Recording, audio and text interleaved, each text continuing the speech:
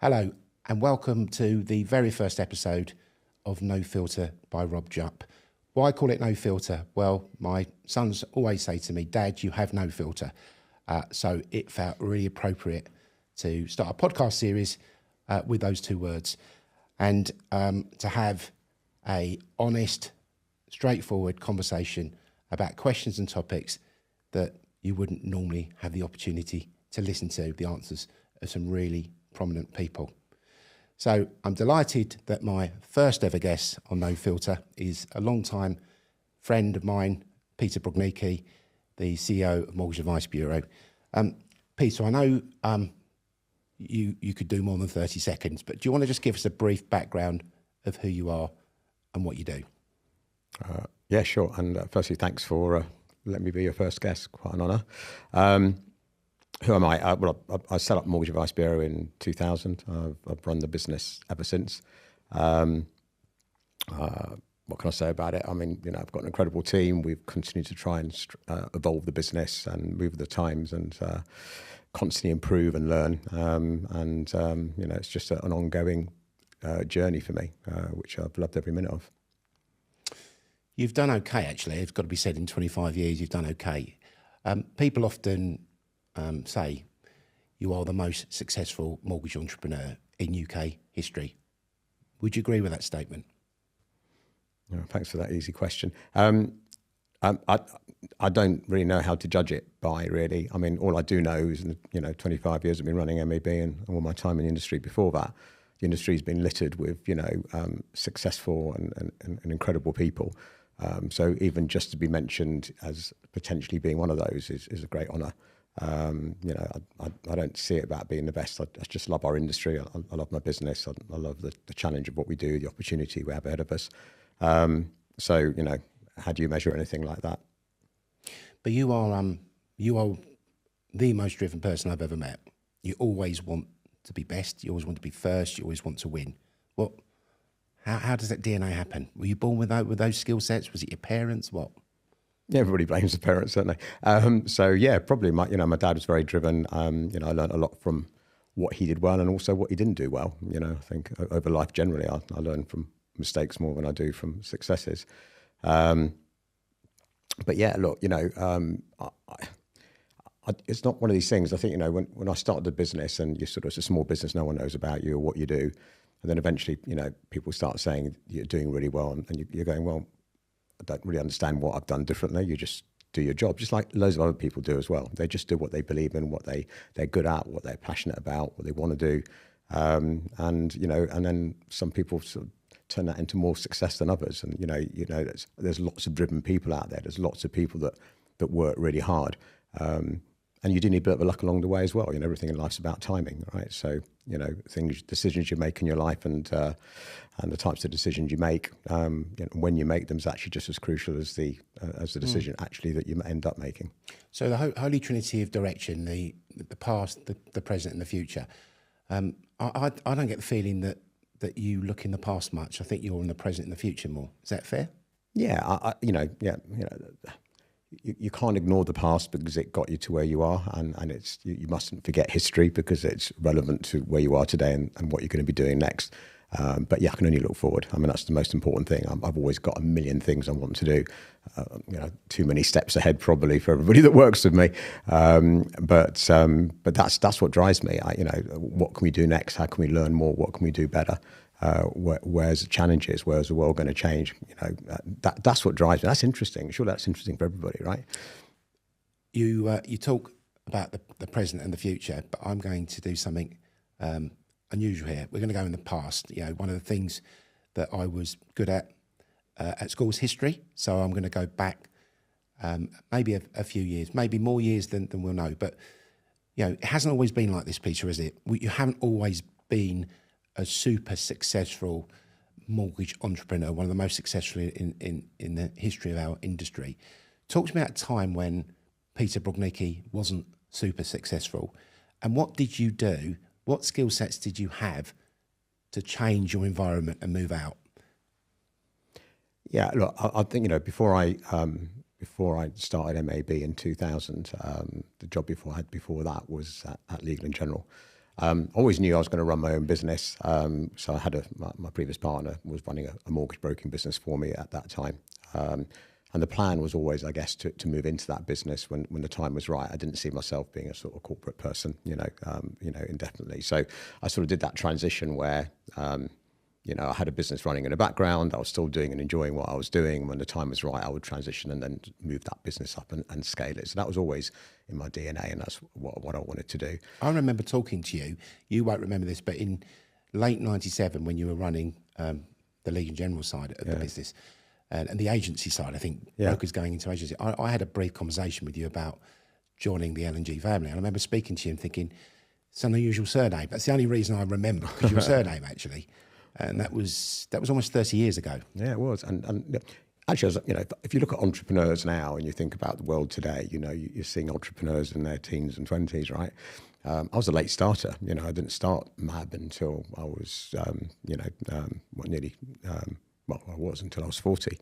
And when we listed a business, I was 54. So it wasn't exactly like a budding entrepreneur from an early age. It took time. And I always knew the sector I wanted to operate in. And I guess, again, it was about timing and looking at where the opportunity was. And I saw my opportunity, I guess, with this business was when sort of the endowment was pretty much sort of dipping out. The insurers would be backing out of the industry because that was the cash cow for them and what was really replacing them. And I just sort of saw a different way at the time of doing that. And that's the time I got seriously out of my comfort zone, because up to that point, I was sort of hedging both bets. I still had my main job. I was in the background growing my own business. You were doing okay, right? I mean, I was doing good. It was nothing, and then suddenly I threw all that up in the air, right? So, I was living in Derby 5 days a week, and... You still got that flat? I still got the flat, yeah. I'm going to just redecorate it after all this time. God, what if walls could tell stories? No stories there, Rob. So it was a big upheaval. And, when I came up there was 1,000,001 challenges. I threw any bit of money I had into that business. I didn't raise any finance outside of it. It was all mine. I took a massive pay cut to be able to do it as well for some considerable time. And on top of that, within 6-12 months of me doing that, my father died and my mother went massively downhill. And within a year, she was in a nursing home with dementia and couldn't look after herself. So I then had the cost of that on top of that. And then she was in a home. I was in Derby, and it was. How did you get through that? I don't know. I don't know. I don't think anybody knows how they get through that. But, everybody just rolls up their sleeves and gets on with it. There's loads of hardships and people with tough stories and illnesses and other things. You all get through it, right? You just get on with it, because I think that just focuses the mind. I think people generally, when you've got a challenge, you're up against the wall, you either fold or you go for it, and it just motivates you. And actually, I quite like creating pressure for myself. I get more out of myself by creating pressure. So that obviously is some sort of, it does kickstart me to do things. So you just get through it. I do remember it was bloody tough, and were there a few points where I thought, is this worth it? And do I need to change this balance? Because there's too much going on at one time here. But I got through it, which is great. And but there wasn't an easy time. It really wasn't. No, I can imagine. And going forward to actually probably an easier time than what you've just described, because I'm not sure there could be a much harder time. But 07, 08 in your business was a real defining moment, right? Where everyone was cut. That's, if you weren't cutting, you were just a lunatic. So why didn't you cut? Because I'm a lunatic. So simple as that. Yeah, look, I mean, I think... Because you could have done. The easier thing would be to cut, right? Yeah, but I'd spent such a long time and given up so much to get to that point, and it was quite a tipping point in the business. We'd only just had sort of first decent profit year, and we really turned a corner. And I'd built a great team, and I didn't want to sort of cut that back. And generally, I tend to do the opposite of what other people do. Why are people cutting back? Where is there an opportunity here to really move at a greater pace, to move forward in 3 or 4 or 5 steps rather than one by one? And I just felt there was an opportunity now that, if we worked this hard to make the profit we did in the previous year, let's put all that on the line this year. Was that the defining moment of your career? I think it was the first, that was the second biggest gamble. The biggest gamble was obviously moving to Derby and everything that happened at that time and rolling the dice on that one. That was a big decision. It was a big decision. And it turned out to be brilliant for the business, right? Because you don't achieve anything extraordinary in life without taking some risks. Fundamentally, I am a gambler at heart. I will take risks more than other people will. And that is in your DNA. So if you are too cautious and you know what to do and you're highly intelligent, that might hold you back because you're probably having to overthink things too much. So it didn't surprise me that I made that decision, but and it was the right one in the end because that did really sort of kickstart the business and put it on another level. The DNA of an entrepreneur is a courageous, risk-taking visionary. Yeah, yeah. You don't think about it like that at the time. You just make the decision which is right in front of you. Speaking of risk taking, you're going to, at the time of recording this, you're going to take a big risk. You're going to risk getting pneumonia tonight or going out and sleeping at Craven Cottage for the Fulham Foundation, and there will be a link on screen now for those who are able to donate for a wonderful set of homeless charities. Cheers. But you do an awful lot that people aren't aware of, and I'm just going to stop for a moment and just talk about some of those. We talked about Fulham there. Fulham itself is probably a charity. It's a charity I've contributed all my life. Yeah. We talk about the MAB Foundation that's raised an enormous amount of money for massively great causes, over £500,000. In fact, my own charity, the Noel Stringer Foundation, has been a beneficiary of that. You also, every single event I seem to go to, whether someone is there putting your hand up for you, or you just do it, your hand goes up and you're incredibly generous. So, do you feel let's just call you a wealthy individual, let's keep it there. As a wealthy individual, you have a social responsibility to provide for those perhaps who can't? Yeah, look, I don't think it's about being a wealthy individual. I think we've all got a social responsibility, and I think we all contribute in different ways, granted some more than others, some contribute with their time and others that haven't got the time maybe will contribute with the money that they have. So nothing's really changed in all the years I can remember. I still, contribute to as many different causes that I believe in and I'm passionate about. All that's really changed is I contribute a bit more now, I guess, than I did because, because you can. Because I can, right?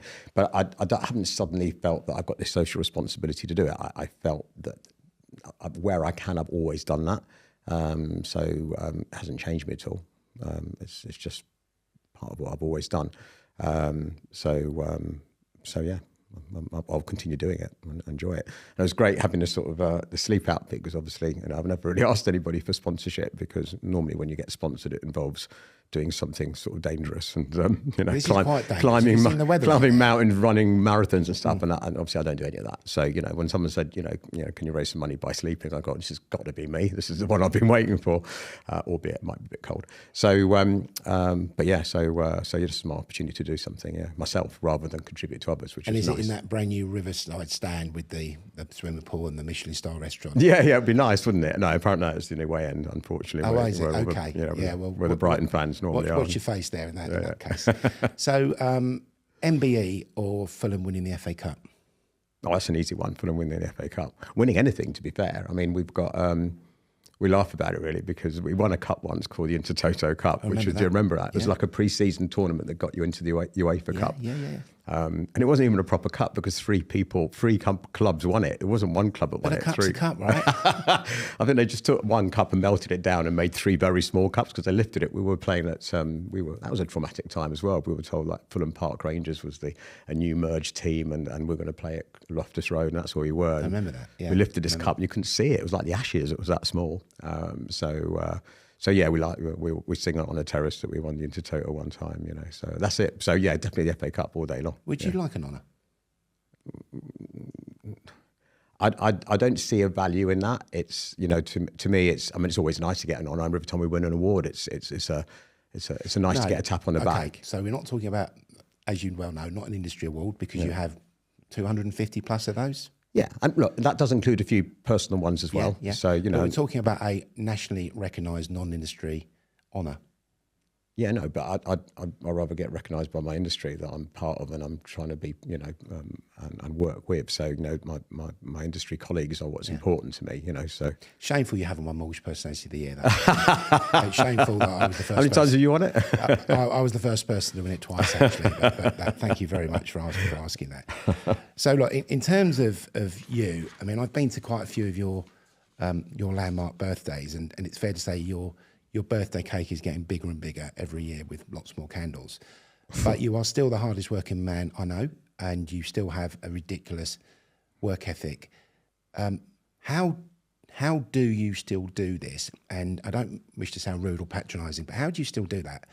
And what sort of lifestyle advice could you give perhaps someone in a few years behind you on how they can still do it at your pace, at your age? Christ, I'm the last one to advise on lifestyle. I'm not a leading example of what you should be doing, so there definitely isn't a formula you should follow in any shape or form. You know, I don't think many people would want, you know, the balance of, you know, of lifestyle that I have, but it suits me and it is me and I enjoy it. So it's got to be personal to you. It can't be, you know, follow this way or work for you. You've got to find your own way of doing stuff, right? And that's what I do. And, you know, to me, you know, that's a bit like saying, how can you still support Fulham? Well, you know, when you're a football fan, you get, it doesn't matter what that football team does and how bad it is, and you know, it's in your DNA. You can't change it as much as you wish you could sometimes. And this business is in my DNA. I love it as much as I do my football club, my dog, my family. You know, it's what, you know, I obsess about. I enjoy. I look forward to waking up every day and doing it. Every day is different. It's a challenge. But is there anything you do? Do you exercise? I knew the answer to that. Do you meditate? I kind of know the answer to that as well. What do you do? I mean, you take your dog for a walk, presumably, or have you got someone that No, does he's about as lazy as I am, so I've got the perfect dog that doesn't need exercise, which is Okay. great. So there's nothing you do that's different. There's nothing you do. How do you get your time then? How do you relax? I just relax doing sometimes just nothing. I just like home time when I get it. I just like spending my time with my friends. I've got amazing family, amazing friends. You know, I'm really lucky in that respect. You know, I've got a great business, you know, amazing dog, a great football team in my eyes.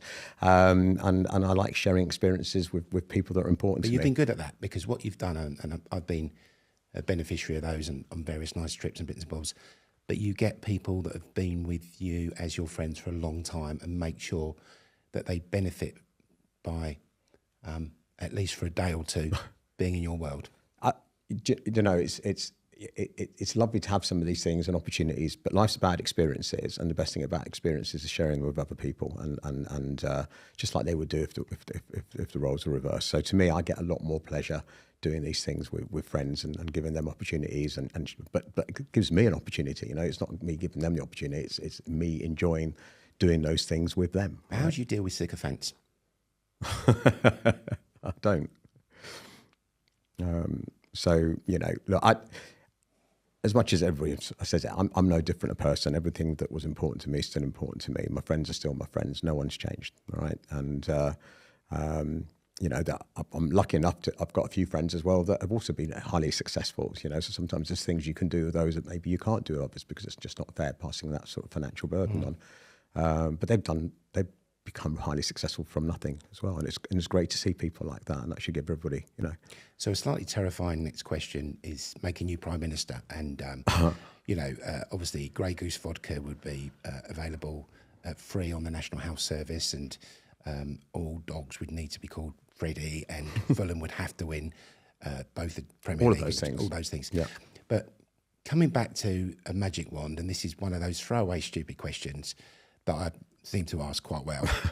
What three things do you think you would do if you could genuinely get change in society? What three things would you change? Okay, that's a bit heavy.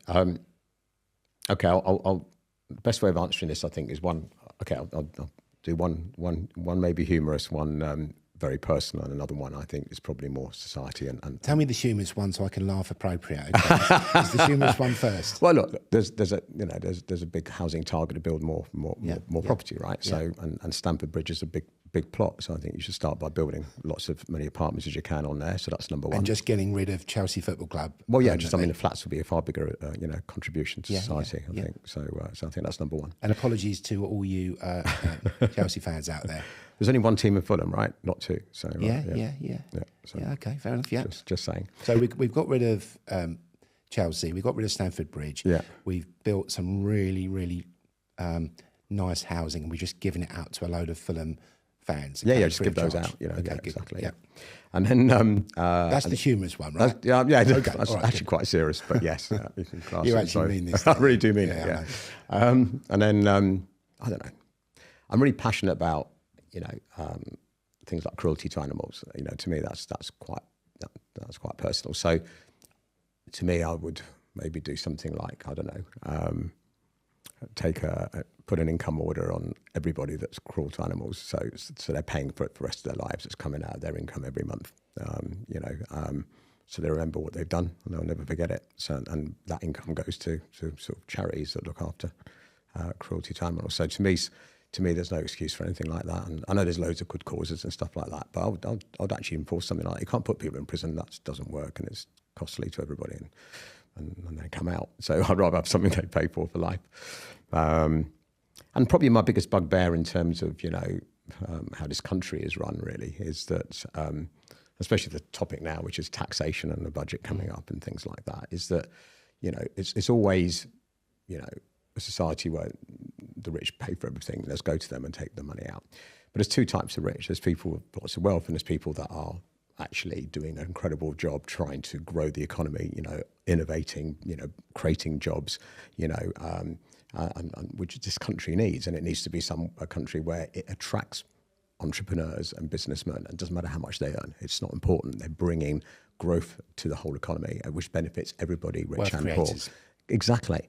And that's, to me, what I would change. I'd make this the number one place for wealth creation and not get hung up about... Yeah, and it's really not, right? It's really not. It gets harder and harder every year to run any business. Well, exactly. It was pointless, right? So, and that's what we would change, because everything's too short-termism, and this is what we need to do to change things once and for all. Okay. So, I'll be looking forward to the Fulham football party that's being created quite soon, and...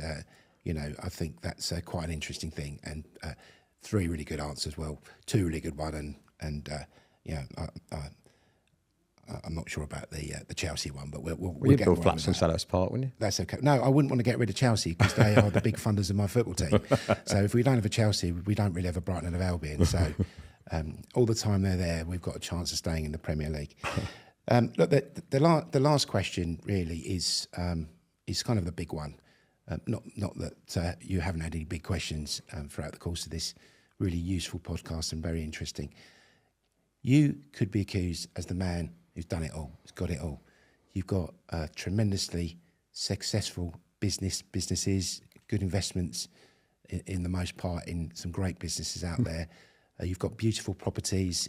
You've got lovely cars. You've got all the trappings of what most people would deem as success. But what is your legacy? What next? Where do you take Peter Brodnicki from this point? I just carry on the same journey I'm on. I don't see anything different. I'm exceptionally lucky. I've got all the things you've just said, and I've got my happy place, which is in Ibiza. That's my place to chill, and one day I want to spend more time there, and it's going to be fantastic to do that. But I think I'm at a stage of life now where experiences are really important. It's not material things, it's experiences. And we discussed before sharing those experiences with friends and family and stuff. So to me, I need to have more experiences. The balance of that in my life has not been good enough, and I need to do more. You only live once, and there's opportunities and experiences I haven't had that many other people have had. So I do want to do more of that. So I think that's important. And then, and I'll always revert back to work, whatever whatever question you ask me, I guess, because, to me, whatever I've achieved at 25 years at MAB, the big achievement is going to be in the next 3 or 4 years. I feel I want to play a part in helping the intermediary sector transition in what's going to be an incredibly fast-paced, changing environment, which people don't like change normally, the pace of change in which the regulator... What does the next 3 to 4 years look like in your eyes? It will be unrecognisable what our industry could look like. So true leadership, business models, decision-making, speed of decision-making, decisiveness of decision-making, the speed of learning that you're going to have to go through is what's going to define the successful... So you're talking technology and AI specifically? Well, I think if you take... there's different components to it, right? So I think technology, data and AI, which is obviously driven from data. That combination and how you combine those things with the most valuable asset you have in any business, which is people and culture, is going to be key. And how you mix all of that together and how you deliver all of that is going to be difficult and challenging. The regulators made it very clear. They are running at AI. They are even running at AI advice. All right. So we've got to understand how that all fits in, that's going to be really interesting. And from my perspective, what's happened in the last 25 years, when we talk about looking back or looking forward, doesn't mean anything unless I can take this business and help our sector get through this in a really positive way. Because I think if you do look at it the right way, then it actually could be really, really good. 1789 was the year of the Industrial Revolution. This almost, 2026 could be the new revolution. Without any question. There'll be more development, do you think, in the next 3 years than there has been in the last 30 years? Yeah, without any shadow of a doubt. Without any shadow of a doubt. So it just shows you how agile we're going to have to be and how resilient we're going to have to be. And trying to convince people to go on a journey with you. You haven't got time to convince people. You've got to go on that journey. Tell them this is where we're going. You're on board or you're not, because there is no time to do it any other way. We have to do it. But if we do it right and we all work together, the industry works together, businesses, advisors, lenders and brokers, we all have to work on this together, right? And be stronger for it. And I think if we deliver it right, it will supercharge our proposition. It will make it a lot stronger than it is today. And I really do believe that. I really do believe this is a really exciting period. But it's always good to have a little bit of fear, and there is a bit of fear sitting underneath all of this, right? And I think it's people can sense it now. You can see the difference just in the last 12 months of how people are thinking about it. But sometimes, you want to harness that little bit of fear and drive the adrenaline and go, right, this is actually a huge opportunity. There'll be some losers out of it without any shadow of a doubt, right? And, at the moment, like in any industry, you've got great businesses, average businesses and poor businesses. But all three can survive, right? I don't think in the new world the poor businesses will, and I think the average ones will struggle. But the great businesses will thrive and do exceptionally well. So there's going to be, a new landscape out there, and I feel excited about being part and working with others to deliver that. And well, I think ultimately that's a positive message, and a message of change is a positive message if you deal with change and you become resilient and you become very forward thinking and you embrace with an open mind. Yep.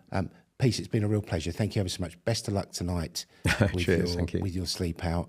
I've done a sleep out before, but I think we had an Indian delivered and we had a cheese course report. So I'm not sure it'll be quite the same, but it's tremendous. And again, great work on the MAB Foundation, because it really is making a difference to lots of smaller charities that you support on that. So thank you again for your efforts on that. That's a wrap. That's the end of the No Filter podcast, the very first one. You've made history with me today. Hopefully it hasn't been too unpleasant.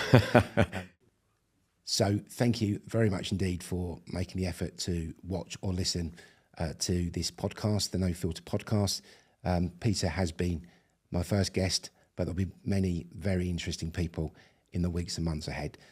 So please keep an eye out for things, and until the next time, thanks for listening.